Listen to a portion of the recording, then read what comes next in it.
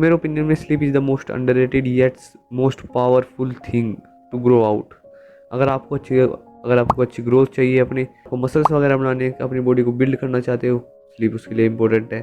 Focus अच्छा रखना चाहते हो, उसके लिए भी स्लीप इम्पोर्टेंट है। मतलब आप अपनी लाइफ के कोई भी एस्पेक्ट देखो, अगर आप अच्छी स्लीप नहीं लोगे, अच्छी नींद नहीं लोगे, अच्छी क्वालिटी स्लीप नहीं लोगे, तो आप किसी भी तरीके से अच्छा काम नहीं कर सकते।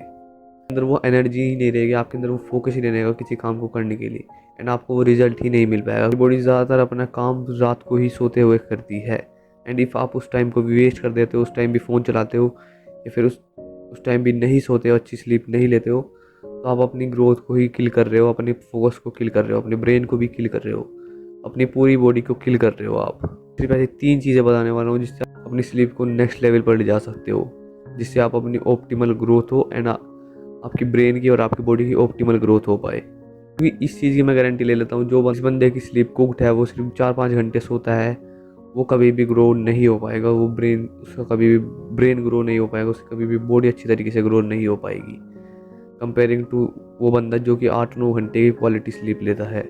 सबसे पहला पॉइंट है अवॉइड स्टिमुलस फॉर 1 आवर। वह कि आप जब भी सोने वाले हो, मान लो आप 11 बजे सोने वाले हो, तो आपको कम से कम 10 बजे तक आपको 10 बजे तक सारे के सारे स्टिमुलस, जितने भी तरह के स्टिमुलेंट्स वगैरह होते हैं, उनसे दूर रहना है, उन्हें अवॉइड करना है टोटली। जैसे कि आपका फ़ोन, आपका पीसी, लैपटॉप, किसी भी तरीके के जो आपके ब्रेन को स्टिमुलस देते हैं, जिससे आपके ब्रेन चलता रहता है, उसे आपको अवॉइड करना है। एंड इसमें सिर्फ फ़ोन वगैरह ही नहीं, इसमें किसी डिवाइसेस नहीं, उससे अलग आपकी टी, कॉफ़ी वगैरह जिसमें कैफ़ीन होता है, जो कि आपके ब्रेन को अवेक रखता है, उसे भी आपको टोटली अवॉइड करना है। इवन कैफ़ीन वगैरह तो आपको दोपहर के 2-3 बजे के बाद लेना ही नहीं चाहिए, उससे आपकी स्लीप डिसरप्ट होती है। नेक्स्ट चीज़ है ईट अर्ली। ये थोड़ी सी पिछले पॉइंट की तरह सिमिलर है। आपको अपना डिनर जितना हो सके उतना पहले ही कर लेना है। आपको कम से कम 6-7 बजे तक डिनर करना है, अगर आप 10-11 बजे सोने वाले हो। क्योंकि अगर आप लेट खाते हो एंड फिर सोते हो, तो उसके आपकी बॉडी डाइजेशन में आपकी बहुत ज़्यादा एनर्जी लेती है, जिससे आपकी स्लीप बहुत ज़्यादा डिसरप्ट होती है। आप क्वालिटी स्लीप नहीं ले पाते हो, आपके डाइजेशन में ही सारी एनर्जी चली जाती है, एंड आप डीप स्लीप में नहीं जाते, आप डीप स्लीप में नहीं जा पाओगे जहाँ पर मेन ग्रोथ होती है। तो आपको कोशिश करना है, आप सोने से 2-3 घंटे पहले ही अपना डिनर वगैरह कर लो। किसी भी तरीके का हैवी खाना है कुछ भी मत खाना। लास्ट ही जाती है कंसिस्टेंट बेड टाइम।